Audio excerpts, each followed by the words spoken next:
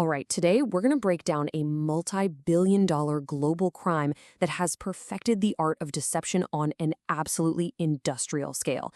And here's the crazy part. It doesn't start with a threat or some urgent warning. Nope, it starts with a simple, friendly, and completely disarming message. You've probably gotten a text just like this. It seems so harmless, right? Just a simple mistake. But that little wrong number text, that's the calculated opening move for one of the most psychologically destructive financial scams in the entire world. It's called pig butchering. And get this, the name itself, Shāzhūpán, it actually comes from the criminal's own internal language. It's this visceral, totally dehumanizing term that tells you everything you need to know about the predatory mindset behind this. The victim is the pig, the relationship-building phase is called fattening, and the final theft, that's the slaughter. It is a bone-chillingly methodical process. So let's break down exactly how it works. So this first phase, it is just a masterclass in psychological manipulation. I mean, we are not talking about a quick smash and grab here. This is a long con. It's a slow burn that's designed to methodically and very patiently build trust over weeks or even months. And you've got to understand, none of this is random. It's a meticulously planned 5-stage life cycle. It all starts with that simple outreach. Then they build a deep emotional bond. From there, they pivot the conversation over to money, set the hook with a little taste of success, and then the slaughter. Every single step is scripted to systematically break down a victim's natural defenses.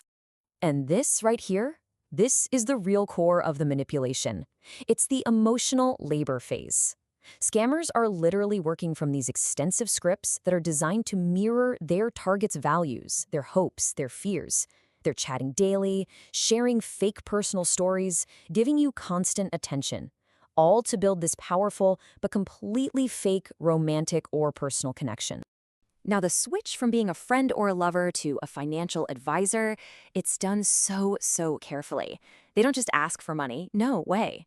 Instead, they'll casually mention these huge profits they're making from some secret crypto investment, often taught by a so-called uncle who's a high-level analyst.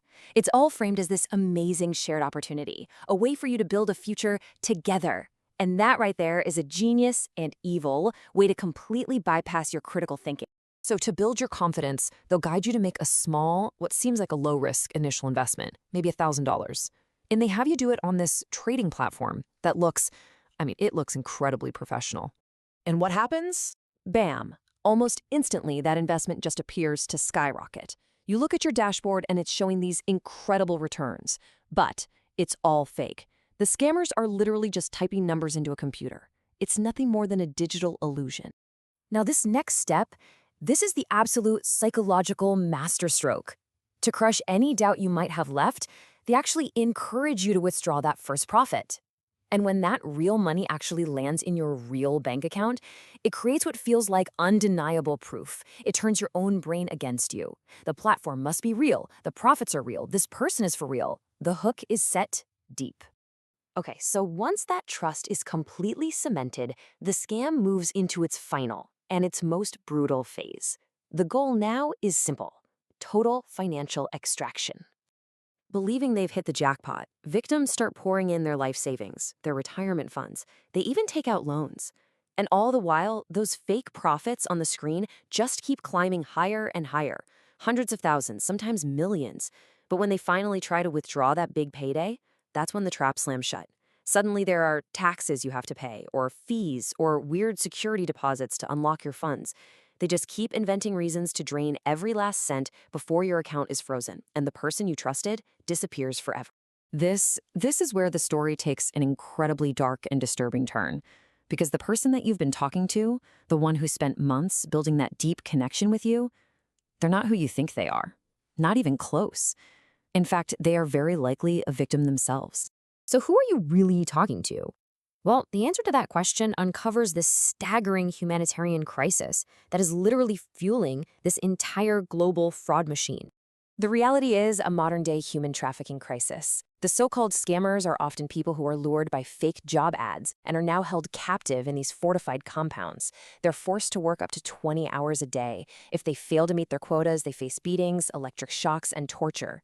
Their passports are taken and they're trapped in debt bondage, sometimes bought and sold on Telegram channels like they're just product. And the scale of this, it is just almost impossible to wrap your head around. The United Nations estimates that over 220,000 people are being held in these conditions in Cambodia and Myanmar alone, forced to scam people all over the world under the threat of just extreme violence. So, an operation this massive, with this level of forced labor, it can only be run by a huge, sophisticated organization. We are not talking about a couple of guys in a basement here. This is a highly sophisticated, transnational, organized crime syndicate with an industrial-scale tech and financial backbone. The financial devastation is just off the charts. Researchers estimate that global losses have blown past $75 billion in just 4 years. And look at who they're targeting. In the US, victims over 60 are getting hit the hardest. What you're seeing is a massive transfer of generational wealth from Western retirees directly into the hands of Eastern crime syndicates. So how do they pull this off technically? Well, they take legitimate software, like popular trading apps, and they create these modified Trojan horse versions. They look and feel exactly like the real thing, but they connect directly to the scammers' servers.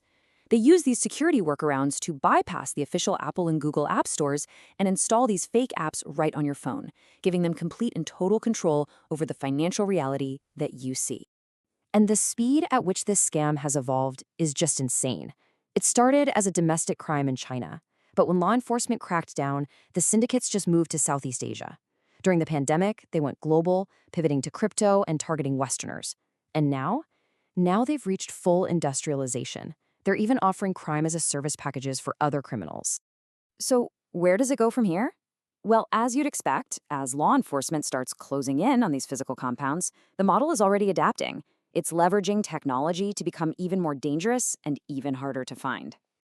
The future, unfortunately, is automation. Large language models and bots are already being used to conduct that initial outreach on a massive scale.